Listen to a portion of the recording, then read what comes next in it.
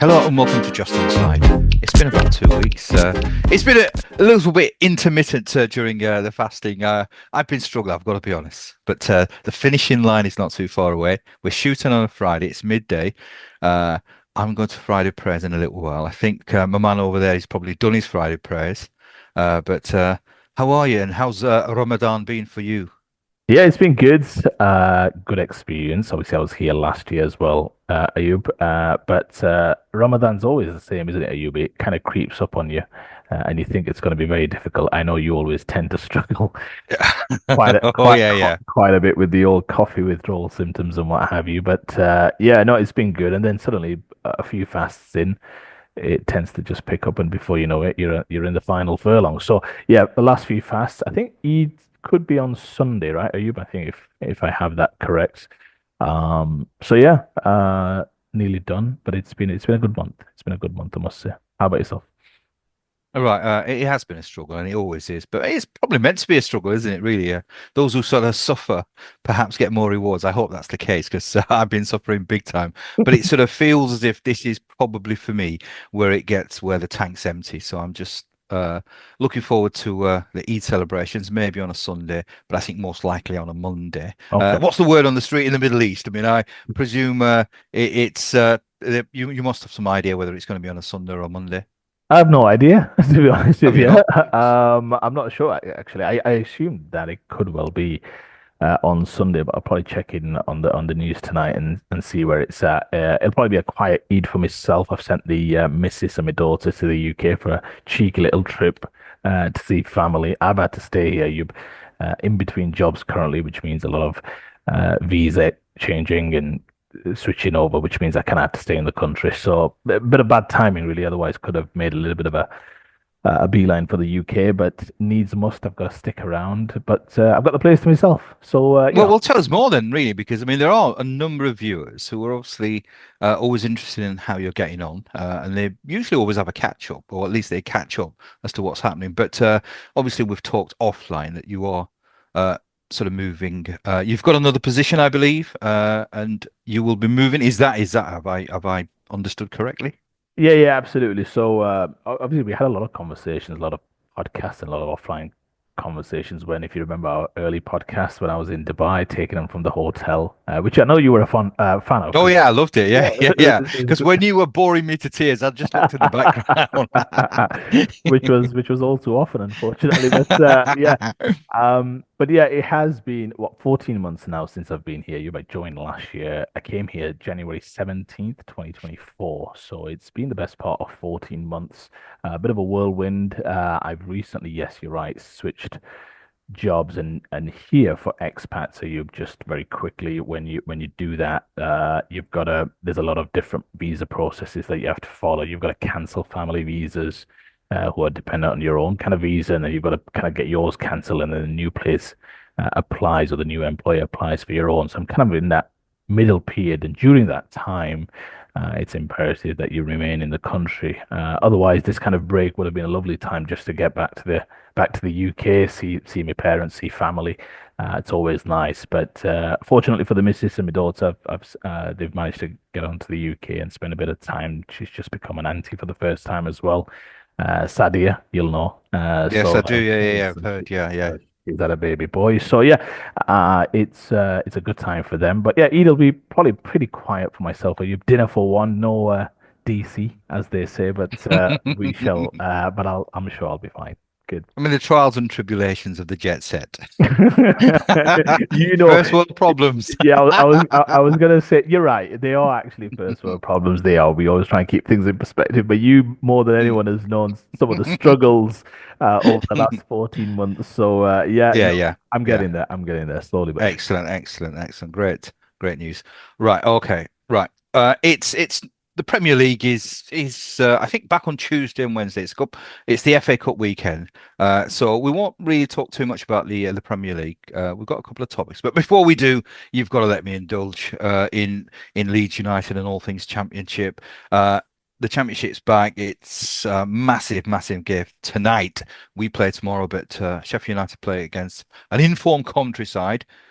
Big Frankie Lampard leading commentary and doing really, really well. I think they've won about 9 out of the last 11 games or 10 out of the last 12. So they're doing really, really well. So obviously, I'm hoping that Frankie does us a favour. I mean, there's a little bit of previous between us and Frankie, especially with this Spygate stuff. But I'm really hoping that Frankie, the way that he's got commentary playing, they do us a favour. At least they get a draw, but tomorrow's going to be massive, absolutely huge. I mean, I'm a nervous wreck already, so it's going to be very tense. We've had about a couple of weeks where we've not played, and it's never a nice feeling. Do you know when you go onto an international Mm. break on a poor result? And I thought the draw against QPR, albeit we were 2 down, we got it to 2-2, but it's still a very poor result.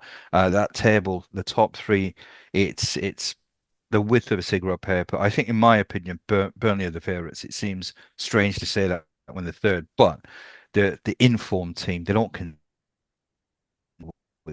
of that weren't doing before. So it's not looking great for Leeds United. I think I'm a little bit worried. I mean, you're right to be worried in the sense that you'd have hoped to have put some distance between yourselves, and you did have that distance, a little bit of Mm, indifferent form. Obviously, we spoke about the Portsmouth game and thereafterwards, and then more points dropped against QPR. I'm just having a look. Are you just a quick question for yourself? If you did end up in the playoffs, which team would you be looking? I mean, you'll be third if you're in the playoffs, obviously. yeah, But if you do end up third, obviously that means you'll be playing the team that finishes sixth, which could be anyone from Coventry, yeah. West Brom, Bristol City, Middlesbrough, even Rovers who have slightly fallen off. I imagine you're probably looking to avoid Coventry. Would that be fair to say? Uh, I'm I'm just looking. Well, don't even talk about the playoffs, honestly, because I think we've got. I We, don't we, know. I mean, we all know it's we all know where it's going, Ayub. it's the reason is, I mean, there's always that sort of, do you know, the momentum. So if we finish in the playoffs, then obviously our momentum is it's there is no momentum. We've obviously fallen by the wayside. So we're going to be out of form if we're in the playoffs. So really, anybody who's going to be playing us in the playoffs, I mean, they'll raise the game. They always do against Leeds United. We've got them. We've certainly not got the manager who's got the kahunas to deal with the expectation and the pressures. So I don't even want to think about that because that just will be catastrophic. And really, in a sense, it will be a vindication of what I've been saying about Fark. Because if we do finish in that playoffs, I mean, I've said it for 2 years that this man is not capable at all. He's got Last year he had the best squad. This year I think it's even better in terms of overall. I think the competition's weaker as well. So in a sense, the gap between us and the rest should have been a lot more. And you're right, you talked about it at the start. We should have been 15 points ahead by this stage. It should have been done and dusted. No, Uh, I'm being serious. I disagree. I mean, look, he's got you to the top of the championship. Now, you might say there should be a bit distance between yourselves and the others, and there is, in terms of the majority of the league. Sheffield United, Burnley, and Leeds have been a class above the rest, haven't they? You, but look, time will tell. But this is it. Every game now. I mean, eight to go. Whichever team finishes third is going to finish most likely considerably ahead of the team. Well, they will finish considerably ahead of the team that finishes sixth. So the fact that they are then in an even playing ground going for that kind of opening playoff game, that there'll be some mental hurdles to overcome, won't there? You've just in Mm, terms of the disappointment not to gain automatic promotion. And given Leeds have, I say pretty much led from start to finish. If not led, they've been first and second from start to finish for the most part. That would be hugely disappointing. But look, all to play for. They're in the box seat. Win your games and you get promoted. So let's see. Sounds pretty easy, doesn't it? Win your games, and you're right. Though, win your games, and it doesn't really matter what others do. But let's wait and see. Right, because there's no Premier League. Well, obviously there is, but that's next week. Let's talk about an issue or a subject that's been. I mean, it's been bubbling for about sort of 12 months at least. I mean, uh, Trent Arnold, VVD, and Salah. I mean, it's a saga. I mean, I think Liverpool fans are some are a little bit edgy, some are sort of quite confident. But I want to start with Trent Arnold first because it seems, for all intents and purposes, it's a move to Real Madrid, one of the biggest clubs, if not the biggest club in world football.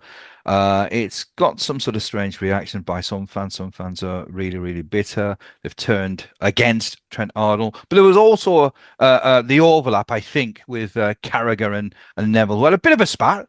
Uh, Made for sort of decent viewing for some people. I mean, I don't much go for that sort of nonsense, but it's it's he's going. I mean, that sort of Carragher's point or Neville's point was that he's probably not one of the most popular of Liverpool legends or Liverpool players. They had a little bit of a spat. But what's your sort of take on Trent Arnold going to Madrid? The conversations that Neville and Carragher had, and generally what's happening with Liverpool Football Club in terms of the big three, because obviously it's going to be a seismic sort of change next season if they do go. Trent is certainly going. There's sort of doubts about whether Salah and VVD will stay or whether they'll both go. So, what's your overall take on what's happening at Liverpool? Yeah, the Trent Alexander-Arnold situation that we wanted to discuss because news came out in kind of midweek that I think Paul Joyce, who's pretty locked into Liverpool news, was suggesting as well that this is now pretty much a done deal.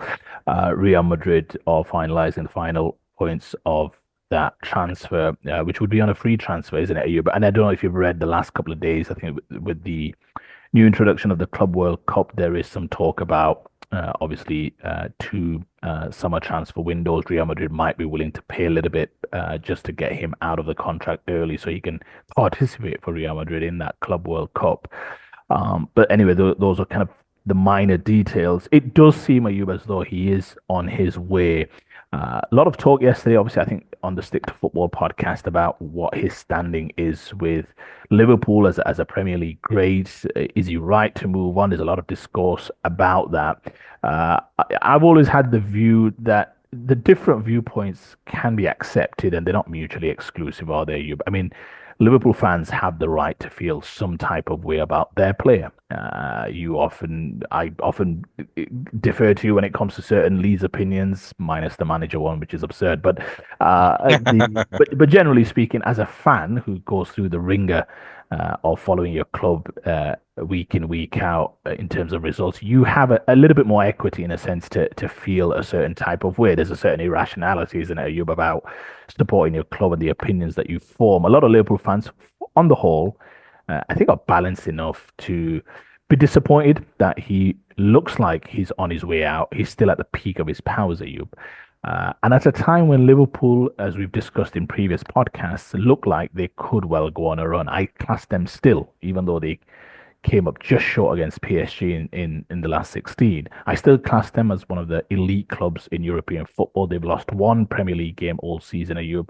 You cannot tell me that this club, as long as they do their business correctly in the summer, especially with a new manager who's still young, hungry, wants to really go down as a Liverpool legend. Some would argue he already will, given he's already landed a Premier League title, or he will do in his debut season here. But it's all there for them, isn't it? And I think that's the disappointing factor that Liverpool fans have with Trent Alexander-Arnold, which is it's there for you.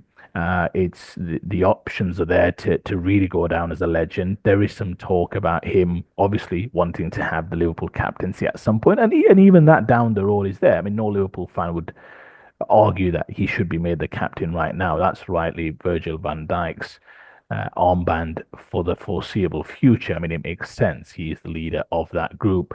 But there has been some kind of, I guess, some discourse between Liverpool fans and Trent Alexander-Arnold in terms of the way he's gone about some of the dealings, his camp.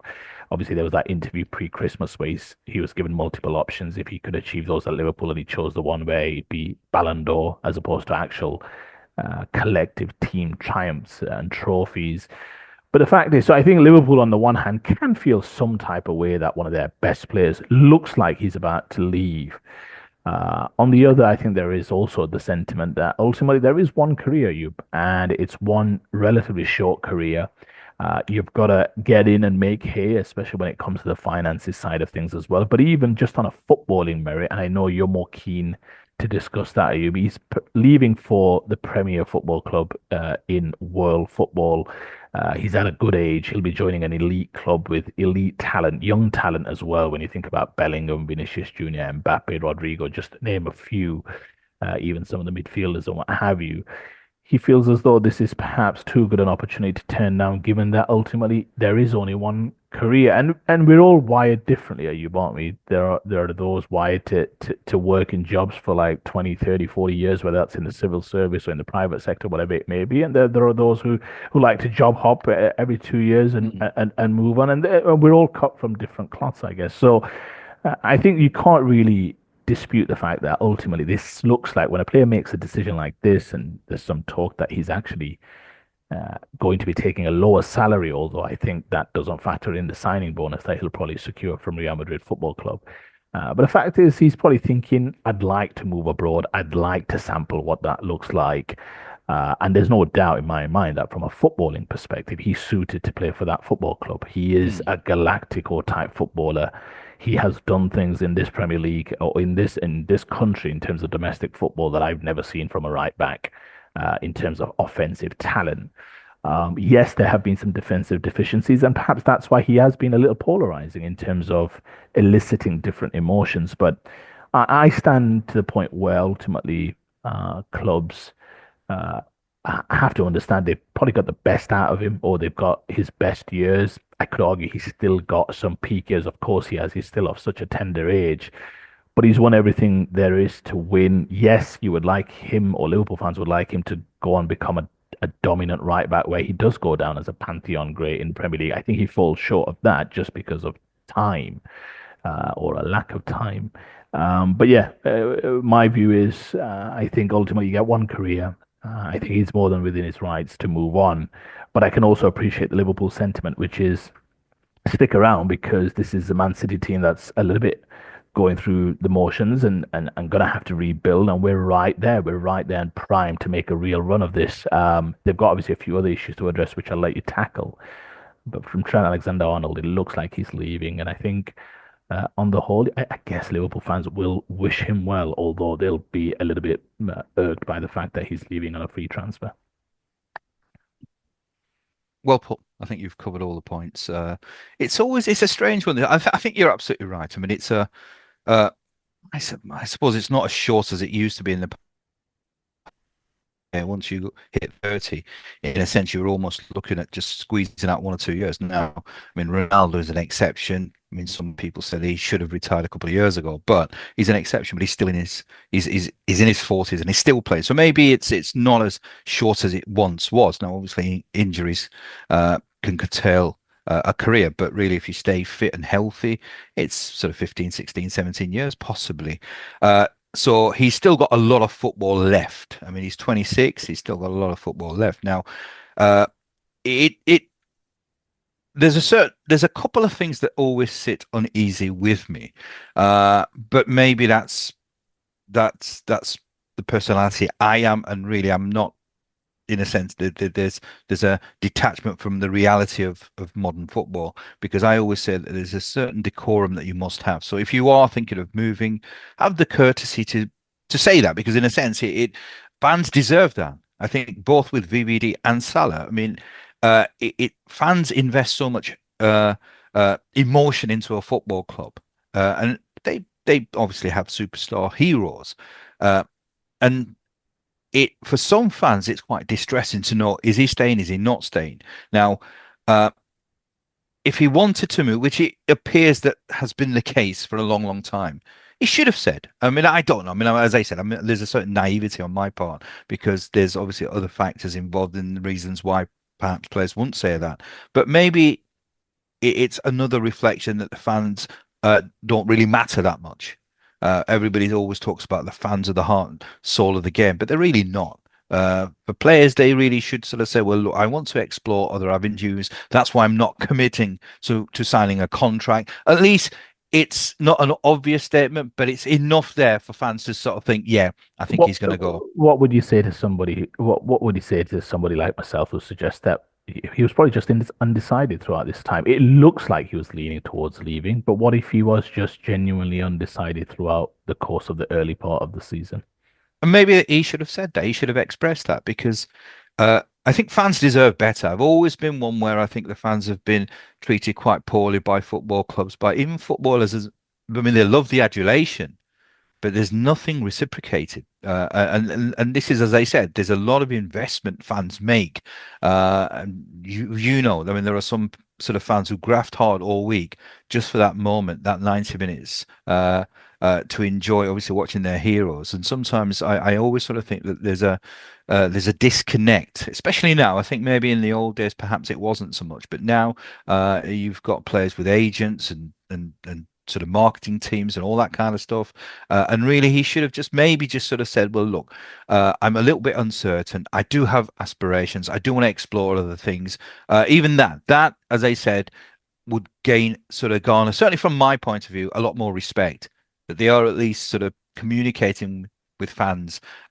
In terms of the move to Real Madrid, I won't sort of say it's a no-brainer because we've talked about this before that Liverpool are on the cusp of great things. If they get things right, if the recruitment is right, they will be they will be the dominant side for the next 5, 6, 7 years. So it's certainly a club that you want to be at if you're in the Premier League. And I still view the Premier League as the most competitive league in world football. I mean, there may be odd sides that are better, but in terms of a league, it is the most competitive league. It's one of the biggest shows in town.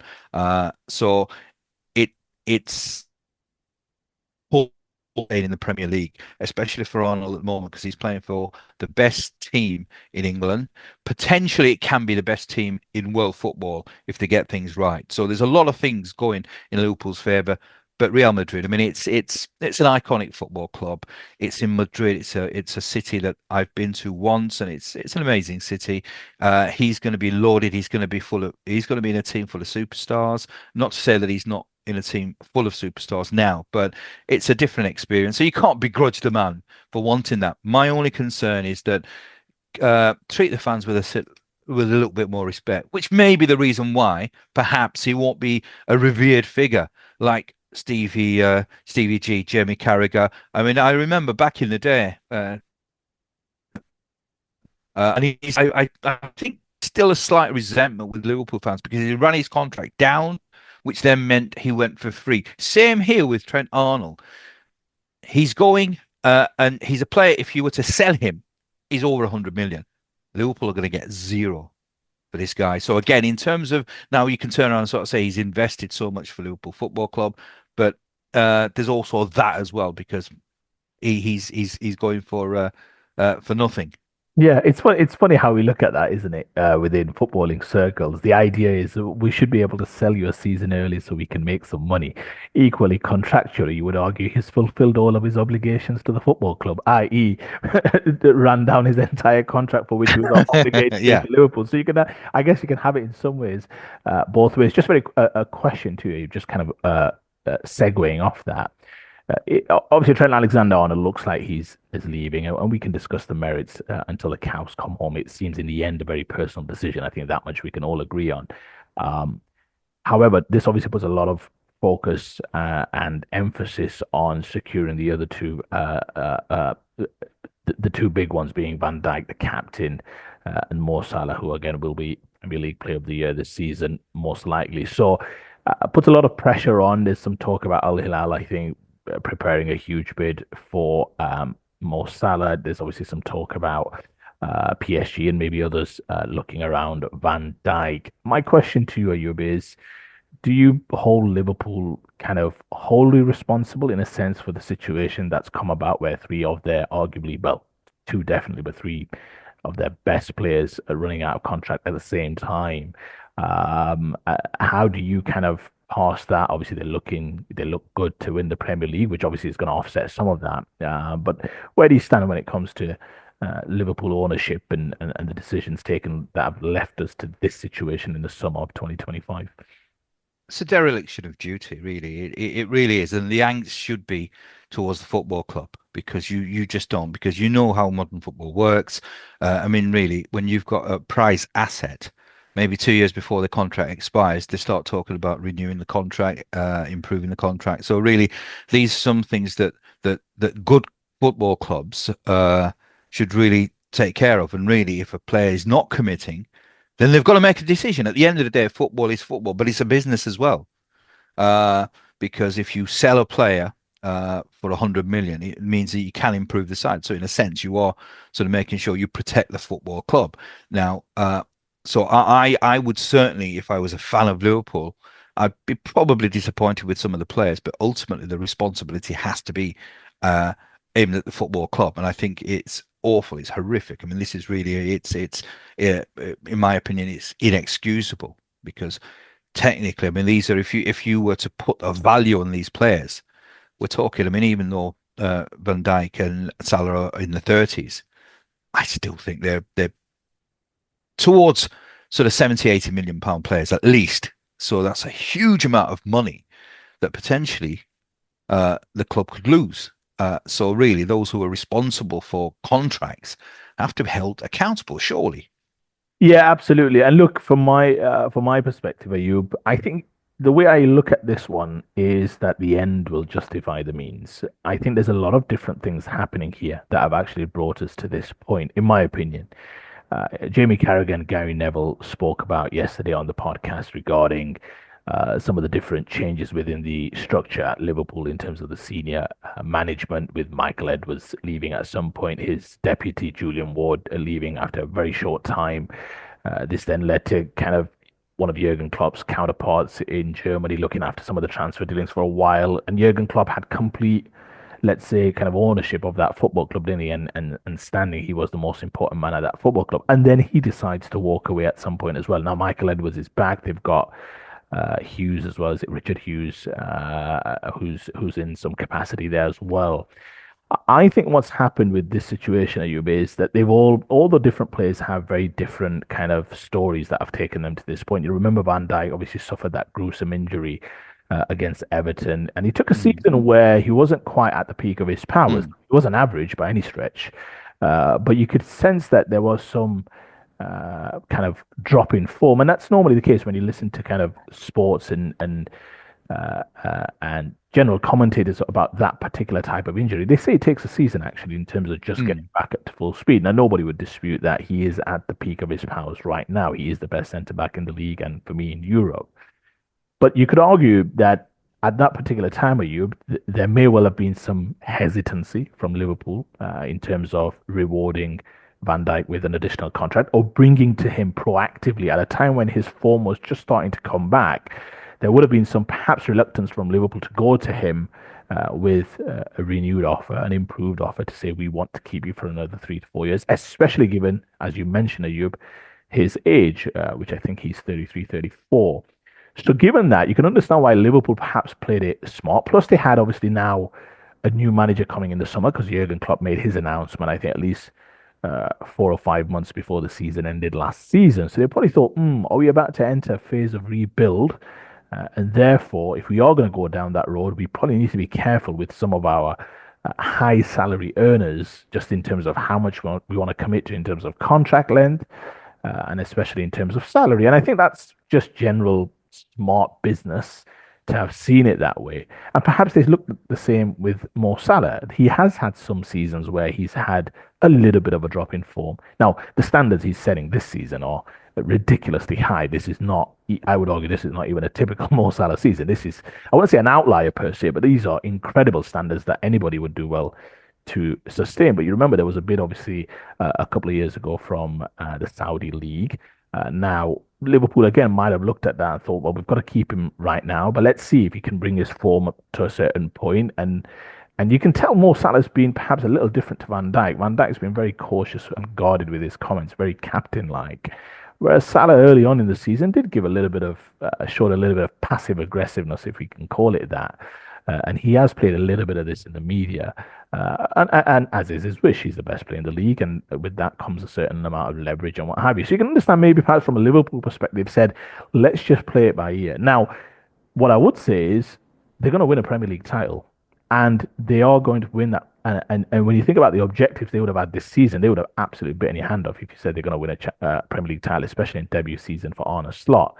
So they've probably now started to think in a bit more optimistic way about what the next 1 or 2 years will bring. Now, there is some talk that Michael Edwards, generally speaking, and even Richard Hughes, I believe, they are quite unemotional about the level of investment they want to give, about even with their absolute top players. Now, I think I'm with you where I think there is some room for sentiment. Now these are big dollars we're talking about, so I guess you do have to make some cold, calculated decisions. But you've got to also, in some ways, seize the moment and say, well, look, we are taking a little bit of a risk where we reward these players who have been probably hungry this season to prove a point, which is great. I mean, sporting kind of athletes are often at their best in contract years where they feel like, we've got another contract to get. Their worry, Liverpool, will be is that we pay them top dollar, extend them for maybe 2 years, 3 years, and yet we see some sort of drop off after like 6 to 12 months. Now, I think that's just the risk you have to take. I think if you look at the landscape of the Premier League,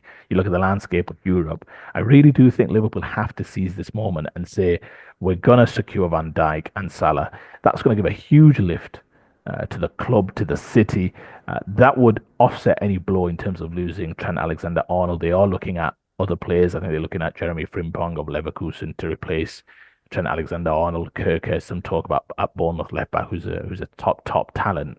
And obviously up front there's a little bit of talk about Isak, although that's going to be some serious numbers to try and get Newcastle to part ways. Irrespective, Liverpool, I would hope, will take the more aggressive approach, which is let's not try and do this on the cheap. We have a window. Let's make it work. Let's pay these guys, not saying what they want, but let's try and find a way to close these deals. We've won the Premier League title. We've got a chance to win back-to-back Premier League titles, if not go back-to-back-to-back. So there's lots in the offing. But I do understand with some of those kind of individual situations why we've perhaps arrived at this point. What I would say, one final point is, Jamie Carragher was obviously making the point about all these different structural changes at the top and how that's led to a vacuum of power and perhaps where we are today. Ultimately, it's up to the owners to make the right decisions in amongst all of this different management changes. They can see that we've got top players coming to the end of their contract, and the fact that it's not done yet, and the fact that there is a small chance that all three could leave Liverpool Football Club. You can make as many excuses as you want, Ayub, in terms of, well, Michael Edwards left and Klopp had too much power and all the rest of it. For me, that's just noise. If you're the owners of the football club, it's malpractice. If all three were to leave in the summer, it's never happened before, not to my knowledge, that your three best players leave in the same window, all on a free. I cannot fathom it. I don't think it'll happen. But if it does, the owners will have nowhere to look but at themselves. And of course, yes, it's the players' decision as well to some extent. But the fact that they've all come to this decision where they may all part ways for Liverpool Football Club in the summer is, for me, quite ridiculous. And honestly, I cannot see how they sustain any type of challenge. I would even go as far as to say Champions League spots might be even quite an ambitious target if they were to lose all three players in the same window. Some players are just irreplaceable, and I think like and Salah definitely come into that bucket, and that's just because how highly I guess we hold those individuals in terms of European footballing talent. I agree about the two older players. I think they are irreplaceable. I think they are absolutely essential if Liverpool are to be a dominant force in not just English football, world football, that they have to stay. But just before we sort of finish on this subject, what's your take on that? Because it is something that I'm always concerned about, and in terms of how fans are treated. I mean, as I said, I mean, there's a certain naivety on my part, but what is your thoughts? Because there is so much uncertainty. I mean, obviously, we know a lot of Liverpool fans, and there are, like with most people, there are mixed opinions, but there is always that sort of concern. But should clubs be a little bit more transparent, a little bit more open, at least sort of say, well, look, negotiations are taking place, or discussions are taking place. We hope to have a decision at a certain time. So at least there's some information. But it almost seems that, right, we want you to come to the club. We want all the adulation, all the support. But when it really comes to major decisions, we're not really interested in telling you. I mean, what's your thoughts of how fans are treated? Yeah, I think it's an interesting one, Ayub. I think this is where you and I perhaps part ways to some extent. I take the view that ultimately, I understand this is a business. Fans have always been seen as we've fans are often given a lot of platitudes in terms of the lifeblood of a football club and all these cliches that often come out. But the fact is, what each fan or fans represent for any football club is essentially a market. It's a market, and you try and tap into that. You see that in a sense with clubs charging higher prices to potentially sell tickets overseas because there's perhaps a lot more clamor in terms of overseas demand and what have you.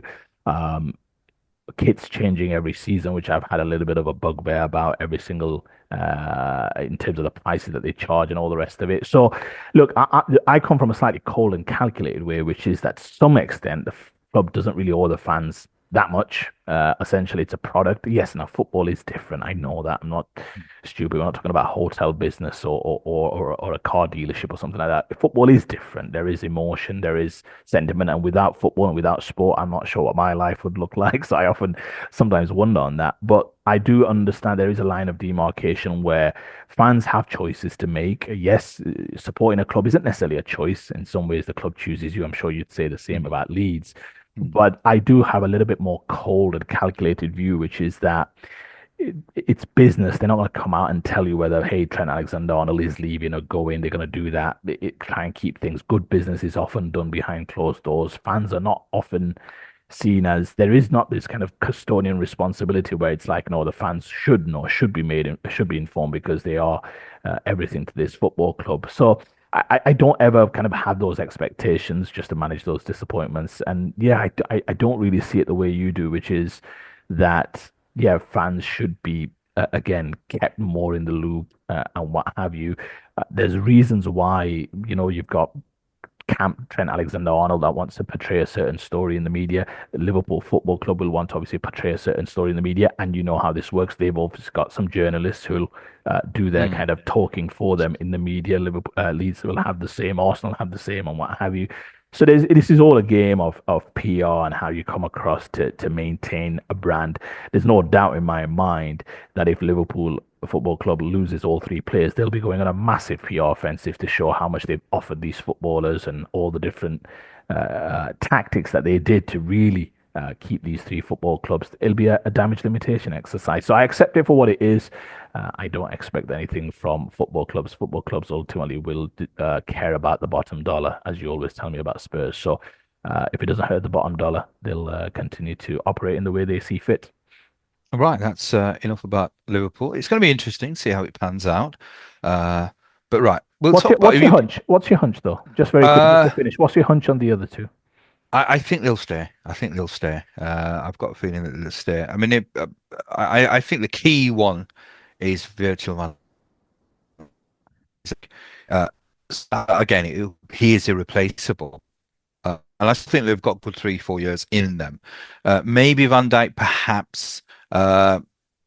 He's obviously had a serious injury, but I think the way that Salah is, he's super fit. So I think a 3 year contract it won't be an issue at all. I think he'd be pretty good. But I think both of them will stay. I've got a feeling that they'll stay.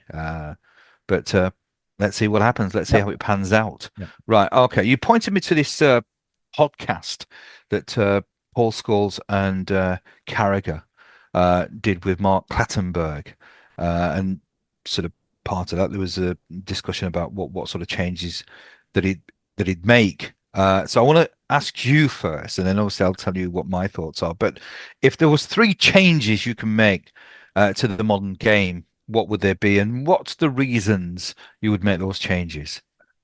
Yeah, I mean, look, this was an interesting podcast. I think it aired yesterday or the day before. You can tell I'm in between jobs because I've been brushing up on the old podcasts. I've got a bit more time on my hands, especially with family away. But yeah, look, it was an interesting listen, to be fair. Not sure the dynamic of the podcast because obviously you had Clattenburg speaking to Carragher and vice versa with a little bit of fan input, but there were loads of fans there because that's part of Yeah. the stick to football kind of crowd. Adam McCullough and a few others to mind. But yeah, it was an interesting listen about Clattenburg's career, about his appointment at Nottingham Forest, about the technical consultant that he was for the Greek owner there at Nottingham Forest, and just he generally spoke about the World Cup, managing at different competitions, different tournaments, how he approached certain things. So it was very interesting. One of the questions asked about, one of the questions posed by Jamie Carragher to Mark Clattenburg was about potential rule changes that he would like to bring in. And I thought, to be honest with you, I genuinely was interested by his answer, and I found myself in agreement with some of them. Just very quickly, in terms of what he said, Ayub, and you've watched it as well. He spoke about how he'd like to see. He spoke about time wasting generally, so I'll come on to that. Mm, But I did like his view about doing the opposite, depending on certain rules. So if the goalkeeper's taking too long for a goal kick, give a corner. That's already obviously being discussed. Equally, if somebody's taking too long to take the corner, give a goal kick. So essentially, what he was, the angle with which, and this is the critical point, Ayub, the angle with which he was approaching his response was A, trying to secure more entertainment for the fans, which I think is important because it's an entertainment business, it's an entertainment industry. And secondly, in a sense, and this is the key thing for me, is he was trying to balance the advantage that one party enjoys to try and redress that in some ways. So for example, if a team is strategically taking too long to take a corner because they want to run down time, he's looking to readdress that balance by saying, no, you lose that. It's a goal kick because we know what you're trying to do. You're trying to waste time. Similar with goal kicks. Now, you'll see this at you all the time. You watch Sheffield United today, it'll happen at some point where the ball will go off for a goal kick. And depending if the team that's taking the goal kick is in an advantageous position, 1-0 up, 80 minutes to go, 80 minutes down, goalkeeper will take the ball. Instead of it taking it from this side of the goal kick, he'll roll it all the way over to the right hand side of the 6 yard box, and he'll put it down. He'll walk back slowly. He'll clean his studs on the post. You'll see it all the time, don't you? mm, So there is this natural way people are time wasting, and what Mark Clattenburg was just approaching it was just flip it. If you do that too much, you get the other team's getting a corner. And what he was saying is you'll never have to implement that too much because it'll police itself. Teams will just crack on with taking corners. They'll crack on with taking goal kicks. So I thought him trying to readdress that imbalance, so to speak, within the rules was an important point because that's how I often look at it as well. The number one thing for me, just very quickly, I'll give you my first one, and then I'm keen to hear perhaps one of your first ones, and we'll see if there's some overlap. But I'll go with the first one first, which is as a slight addition to that, which is, and I mentioned this before you about the in-play clock compared to the general clock. For me, this is the reason why I prefer this so much, and I've been shouting about it for many years, is because we have obviously a 90-minute clock. It never stops, right? Referees are keeping tabs with obviously how many injuries there are, what delays that have happened, goal celebrations, but even goal celebrations sometimes take too long. I sometimes think there's 2 minutes added on at the end of a game, and I'll think, wow, there were 3 goals in that half. Like, how does that compute? Because goal celebrations for me are adding nothing. I mean, there's a little bit of entertainment factor, but it adds nothing. It's time lost, right? It's dead time. mm, So I would very much like taking that responsibility away from the referee, taking that responsibility away for him to think, how many goals have there been? How many long stoppages have there been? How many VAR reviews have I had to do? And make a subjective call to say to the fourth official, put 6 minutes on, put 7 minutes on, put 8 minutes on.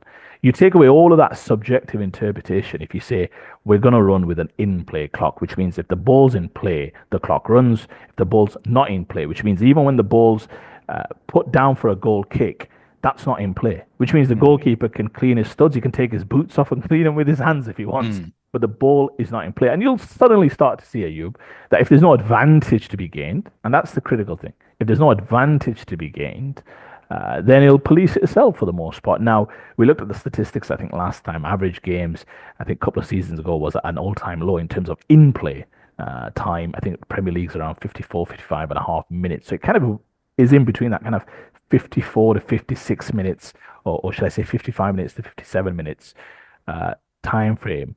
So when you consider that the game's normally about 95, 96 minutes long easily, and you're only getting 55 minutes of play, I'd just be happy for them to do their analysis, work out what would be an optimal amount of in-play time, and that could be 60. Perhaps mm, that could be a number that they settle on 62. Whatever that number looks, I'm not too bothered.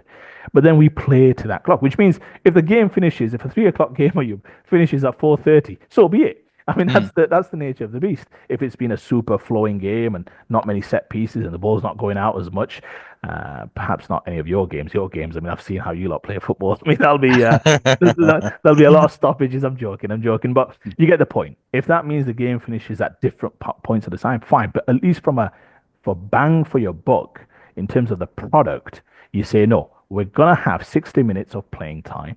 And if we reach that 60 minutes of playing time and it's 4:35, 4:37, so be it. That's the clock we're going to play to. What you'll see, and I'll finish here, is you'll see how that self-polices all of these different variations. And players and clubs, Ayub, are very smart about how they time waste. Sometimes it'll be the goalkeeper taking goal kicks from the left when it should be from the right, taking it from the right when it should be from the left. Sometimes they'll take the goal kick and throw it to the defenders. Arsenal are just as guilty as anyone. They'll give it to Gabriel, and Gabriel will start it off. Then it'll be Gabriel looking to take a set piece, and then it'll be like he'll motion towards David Raya and say, "Go on, you take the free kick, and we'll go up the pitch." It's all smart stuff with Mm. Clattenburg covered in detail and articulated. You take all of that nonsense and creativity away from clubs about how best to manage time and time waste, especially with dead time when the ball's out of play. If you simply have an in-play clock, many sports have it. You see it with the American sports, NFL and NBA, and it works a treat. So that's my first probably rule change, just to give a little bit more back to the fans and add a bit more entertainment value in terms of the product on the pitch. I had a feeling that this is the one that would be agreed on, or would have the same. Exactly. I'm like, I was thinking about it in terms of time. For me, 30 minutes each way. The only tricky bits will be perhaps what do you consider dead time? So if a goalkeeper catches the ball, and sometimes towards the end of the game they fall on the floor, is that dead time? Or how do you sort of do it? Do you do it when the actual ball is in play? When the goalkeeper catches it, is it dead? Do you stop the clock? So maybe there's some fine tuning, but I genuinely think that that will be the way forward. We've got too many clubs and too many teams. I almost say they're exploiting the situation, and it's an understandable thing. If you want to win a game of football, uh, there's many ways to skin a cat. If you're leading, you want to make sure that you take time out of the game. So I think that to me would be, I would love that to be experimented somewhere, 30 minutes each way. Uh, and it would have an impact because you talked about it. At the end of the day, if you've got a throw in, you're not going to sort of say, all right, I'm going to try and sort of stand there, move it, ask the referee because it doesn't really matter. So I think that's a really good idea, and I think that would improve the quality and the pace of the game, and it would take away from, because there are fans who get absolutely irate when there are certain teams who start wasting time.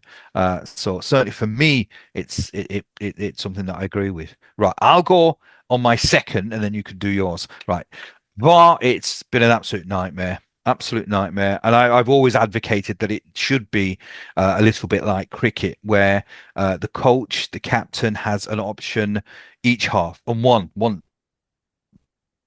to one. He can't carry the. Well, maybe I suppose perhaps you can carry if you want, but it's none of this. Every single decision is investigated.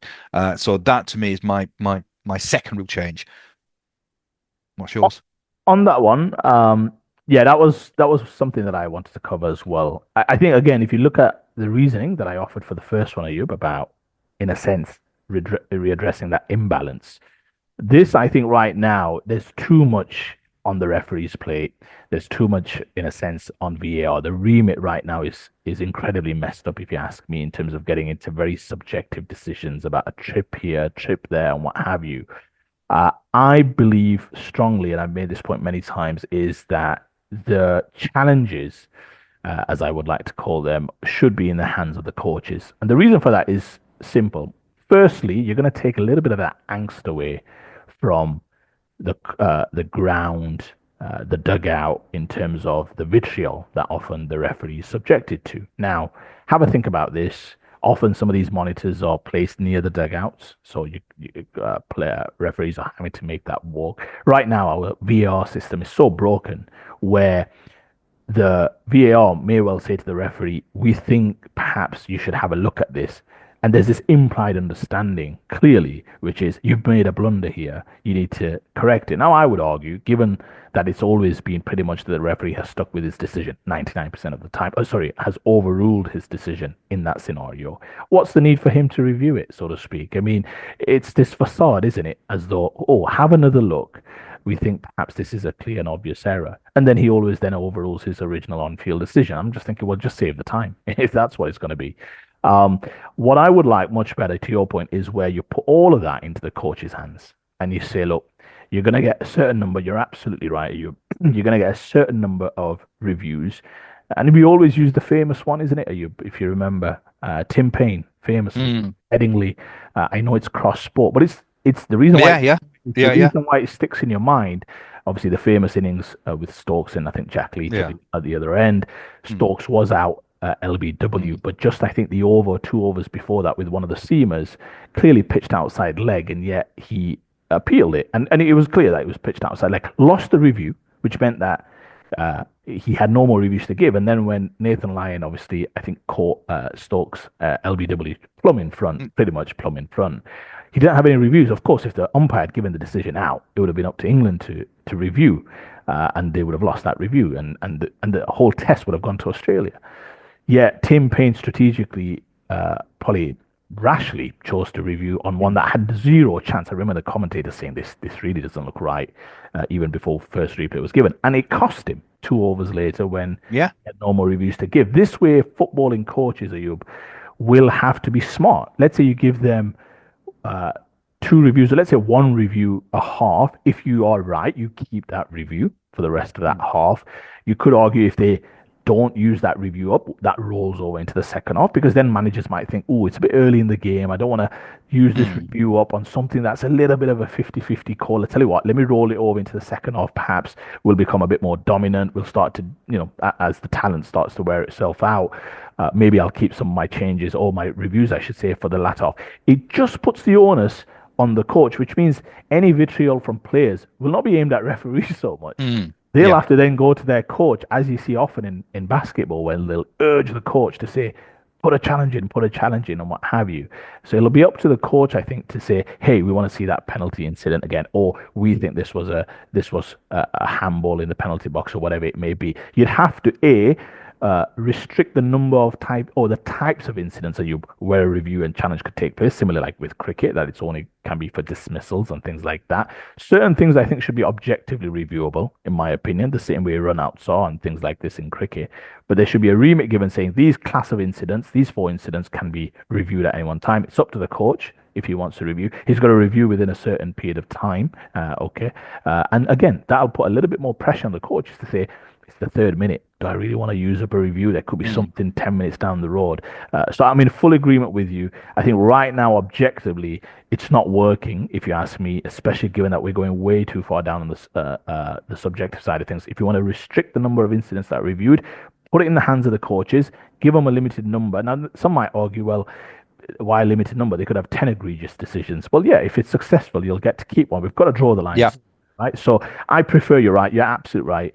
One where we put the onus on the coaches, that'll take away some of the pressure on the referees, especially. 2 out of 2. Let's see if it's going to be 3 out of 3. Right. What's your third law change, your introduction? Okay, this one is a bit of a mixture, and I think this is where we perhaps not get as much agreement, if you ask me. You know my bugbear about penalties, Ayub. I'm sorry, you're gonna hear it from me today. I saw a penalty incident a few weeks ago. I don't know if you remember. I think it was Chelsea against Leicester at Stamford Bridge, um, and Jadon Sancho got a penalty for what was a fairly innocuous trip. Yet he was on the byline going away from goal. And I remember thinking at the time, I mean, look, has the defender caught him? He has just, I mean, it's a little, I wouldn't call it reckless. It was just a little bit of a trip. But he was absolutely going nowhere. Now, you might argue, Mm. well, the defender's been stupid. He knows that. And I say, yeah, okay, but it's a contact sport. I mean, he'll have his coach telling him that, are you going to put a tackle in or not? If you're going to play like that, like simply just scared to put any type of challenge in the box. Mine is a kind of to readdress, like I said, that imbalance that exists. For me, there's 2 things that I would like to consider. Firstly, and I've not probably covered about blue cards and grey cards, which we've discussed previously, which we might just get a quick chance to cover. But very simply, twofold approach when it comes to penalties. I want to see less penalties given. What I mean by less, I just mean I think right now there's too much advantage for the attacking team to generate penalty situations and penalty incidents. We've spoken about it. It's an 80% success rate when it comes to penalty spots, penalties being converted. The benefit to being able to take a penalty is disproportionate in a sense to the offense. So 2 things I would do, I would consider for the sake of the penalty itself, or I would restrict the penalty box. So I would actually downsize the penalty box, which means that you're not getting penalties for stuff that's happening on the kind of right angle corner on that far side where it's a very little chance of any goal scoring opportunities being put together. So I would downsize the penalty box, firstly. So that will for sure restrict the number of penalties that are taking place. And honestly, I would reintroduce and bring back situations where indirect free kicks are given inside the penalty box. Now you can dress that up a million ways like hockey do. You might say, okay, we have an indirect free kick, but you've got to take two players out for the situation, like for the defensive team or something like that. Again, you could go as crazy as you want with this, but I just don't like the idea of penalties being given for really innocuous stuff. A little trip over there, suddenly the attacking team starting to play for trips, starting to play for these situations. Why? Because the reward outweighs the risk. What's the risk? There's very little right now. Worst case scenario, you might get a yellow card. Worst case scenario, we're not seeing too many of those recently as well. We're talking about innocuous trips going away from goal, a cross that's floated to the far post that just hits a hand. I mean, there's no goal scoring situation that's going to arise out of that. So if the defending team has not prevented a situation or negated an advantage for the attacking team, why are we giving them such a big opportunity to get a goal? It's as though it's done in a way to get more goals into the game, to get more entertainment into the game. But that feels to me way too harsh. I really do think we need to work now to readdress that. So, like I said, downsizing penalty boxes for the sake of the penalty situation itself. So you can leave the pitch as it is, but for the penalty box, maybe you have some additional lines, whatever. I'm not sure how you'd go about doing that. And secondly, looking to bring back indirect free kicks for certain offences where you think it's not enough for a clear-cut penalty, but it's a foul inside the box per se, not a goal-scoring opportunity, but we think an indirect free kick gives enough of an advantage back to the offending team. That would be my, let's say, slightly, excuse the pun, outside the box solution for situations like that. No, I think it's. I mean, I thought at the time, do you know, when you first came up with this, I thought it was excellent. I really do. I think it's one of the most innovative uh, and sensible ideas that I've heard, and I would absolutely love. I've not heard, obviously, the new one is the smaller size of the penalty box, and that's an interesting one. I need to probably think about that a little bit more, but I think it's excellent, and I really do think for football, I think it would improve the game because really we are when you gave the stats 80% success rate with pens, but you've got probably 0% if you've got your back to goal Yeah. on the edge of the box. So I think it's excellent. I think it's really, really good. Right. Mine, I hope you agree. It's on offsides. It's always a contentious issue, even with modern technology. I've always advocated, forget all this, you know, who is it not? For me, it should be clear daylight. So as long as there is clear daylight, and it has to be clear. I mean, if you're sort of having to look again, that's not clear daylight. So therefore, you always give it on the side of the attacker. I think it's good as well because it probably will improve the attacking intent of strikers as well, because at the moment they're always constantly having to be behind. This could obviously improve their positioning. So for me, it will be right. Offsides are only going to be given if there's clear daylight between the attacker and the defender. Yeah, it's a good shout. I agree with you simply because right now, Ayub, when you're looking at whether a player is offside or not, these are still subjective interpretations done by the VAR team, right? If it does go up for review, they're looking at situations like, okay, when is the ball released from the passing play? They've got to freeze frame it at that point. They've then got to freeze frame, in a sense, of zoom in on the last line, so to speak, and then really look and then place. And this is the critical thing, which I think you're getting at. They're having to place, and this is critical, arbitrary lines which they believe show the furthest point of the defender's and the attacker's body. So if, for example, the defender is leaning backwards, they'll be like, oh, I think the line should be pretty much at his shoulder because you can score with the top of your shoulder. And for the attacker, that looks like his knee's just further ahead. So we'll draw the line at his knee. Well, are you drawing it on the outside of his knee, just above his knee, just ahead of his knee? I mean, at what point are you? So Mm. it's still a subjective element where there have to be certain lines drawn. I'm with you in the sense of, and I think this is what you're getting at, which is to introduce a tolerance. What you're Yeah. saying is that, and the old adage used to be, well, you're either offside or you're not. You can't be a little bit pregnant. You're Yeah, either yeah, pregnant or yeah, you're yeah, not. But I don't like that because, again, if you're relying on each individual to place the lines correctly, or they're placing it at the foot, or they're placing it at the toe, or they're placing it just ahead of the knee, because all these things will make the determination whether a player's offside or not. And it's up to that colleague to place the lines up in the booth. I'd just prefer, like you said, a tolerance to say, actually, if you're within a tolerance where we say the lines are a certain number of centimeters or something like that, based on obviously the pitch size, that's going to be given as onside because there's this degree of, let's say, kind of umpire's call, which we have in cricket, right? Mm. Where you sometimes see, oh, it's clipping the top of off, but given that the umpire said not out, we're going to stick with the umpire's decision. And in cricket, that's been fairly well received. Now, Yeah, yeah, yeah. cricket's a different sport, but it's been fairly well received that there's some tolerance there. You can understand why that's not being given. I think football needs that. You're right with offsides as well. There's sometimes to the naked eye, you look at it and you think, oh, is he offside or onside? You're not sure yourself. And when the lines go on, you're thinking, are those lines drawn correctly? I'm with you. A bit of tolerance to say anything within this line, we don't understand that to be a huge advantage for, let's say, the attacker, and therefore it feels right, like you said, to err on the side of caution and give the goal. Remember, it should be a goal until clear and conclusive proof is provided that it shouldn't be a goal, Yeah. and that's how we should approach it. So I'm in agreement with you there for sure. Yeah, it's a great Yeah, idea. and it's just sort of to add to that, it's they always talk about unfair advantage. Now, if you're a cigarette papers with uh ahead of the defender, it's not unfair advantage. That's the whole point. I mean, obviously, if you're 5 yards, then it's a different story. So for me, that would be a really positive introduction. Whether they do it or not, I very much doubt it. But Yeah. it will take out some of it. I mean, at the moment, it's you get so many debates because you're never quite sure. It's nice and easy. Yeah, absolutely. Just one very quick one, Ayub, and we'll finish on this one. I just want to quickly mention it. You remember the Miles Lewis Skelly incident with Michael Oliver at Wolves? Obviously, Miles Lewis Skelly clearly was looking to stop the play when Doherty was running through. He was clearly looking to stop the attack. Let's be very clear. And there was nowhere near a red card. He was obviously given a red card. Arsenal fortunately won the game. Obviously, the red card was rightly overturned, even VAR, so it fit to be a red card, which was atrocious, I think, from down England. In any event, we've spoken about this before. Just very quickly, wanted to get your thoughts. I've spoken for years about the introduction of the blue card or the sin bin card. I think that type of incident would be perfect for a sin bin. Why?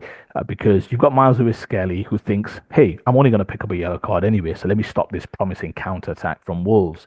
But that's too much of an advantage for Arsenal, right? It's too much of an advantage for Arsenal to think I can easily just trip up a player, stop the player, we regroup, we get back into our shape, and suddenly it's good. A yellow card, I'm happy to take that. I'm not near a suspension or anything like that. Now, if you do that and you get a sin bin for 10 minutes, that means 10 minutes you're pretty much under the cosh. So I think in football, it's such a high-paced environment. I'm just going to quickly finish on this. You know where I'm going. It's such a fast game. It's a fluid game. It's a game played. No two games are the same. No two incidents are often the same. To have simply just yellow cards and red cards for me is archaic. There are incidents in football which warrant, for sure, clearly warrant a sin bin. Now that sin bin, some might say extend it to 15 minutes, 12 minutes, whatever that looks like, I'm cool with. But Arsenal would have felt a little less aggrieved if, let's say, he'd sin binned him for, say, a cynical foul, not quite violent, but a cynical foul. You're off for 12 minutes. Arsenal would have been like, okay, fine. And what will happen? You'll start policing yourself. You'll be like, let's not risk some of those counter-attacking trips because we will be sin binned. I don't understand why football hasn't introduced sin bins. For me, it's ridiculous. What's to that? You say what? Uh, I think there is merit in that. At the moment, I'm still undecided, and I'll tell you the reasons why I'm undecided on that. I think I'm hugely critical of the officials, and I think that would even make it more complicated for the incompetent officials that we currently have. So I think in principle, I think the concept is okay. And also there's another reason as well. I'm not sure what happens in other sports where there are sin bins, but for me, if I'm a part of a team where we've had one of our boys sin bin, right, we're just going to defend. So in a sense, it sort of makes the game predictable to a certain extent. I mean, I think there's merit in what you said. I think there's possible. Again, these are things that they should be trying just to sort of see how it works, because I think these are really innovative and good ideas, and it's I think for the betterment of the game. But my only concern would be, have we got the officials who are able to have the competency to deal with this? And B, does it just make it predictable that any side with one short, in a sense, it happens now when you get a man sent off, unless you're chasing the game. Yeah, the only thing I would say to that, you to respond is again, I think if you introduce clear offenses where this will happen, and if teams see it as a disadvantage, they will start to stay away from those type of situations and those type of fouls. I'm with you. It doesn't help the product per se that you get a sin bin. But advantage number one, it gives the referee more options at his disposal, which I think is important in a game that's played at breakneck speed. Secondly, it gives him that middle ground where it's not quite. It's more. It needs to be more than a yellow, but perhaps short of a red. We hear that all the time on commentary. Yet he's only got two options available to him. I think a sin bin, and also sometimes Ayub, there's games where you can tell it's just fraying a little bit, where you can tell one or two challenges are going in, and that's where referees can use it smartly and say, look, you're going in the sin bin, take a bit of a cool off a little bit, so to speak, and normally you'll play with a certain level of responsibility if you're going to put your team at a disadvantage. Again, Miles Lewis Skelly should not be encouraged to foul a player in terms of the Wolves player and think, oh, it's just a yellow card. I'm okay with that. He should have to make a tough decision, which is if I do break this up, that's a clear offense where it's been defined that breaking up promising counterattacks and situations will be a blue card, i.e., a 12-minute sin bin. He should have to think long and hard about making that challenge, as opposed to it being kind of just second nature that's what you do. You break up attacks, you take the yellow card, and you just regroup. So that's where I would come from for that particular one. But it's an interesting discussion regardless. Really is. I mean, it's been fascinating the last few discussions that we had on various rule changes. Really, really interesting. Right. I've certainly enjoyed it. I hope you've enjoyed it as well, especially the latter part where we're always looking to move this game forward. And I think there's some really good talking points. So those who are watching, please pop down your thoughts. If you were appointed as a rule changer, what rules would change? And give us a reason why. All right. Okay. So as always, it's a pleasure. Thanks always. As always, it's always enjoyable talking to you. Likewise. To those who are going to be celebrating Eid, I wish you the happiest of Eids. Have a safe one and a peaceful one. We look forward to seeing you very, very soon. So take care, look after yourselves, and see you later.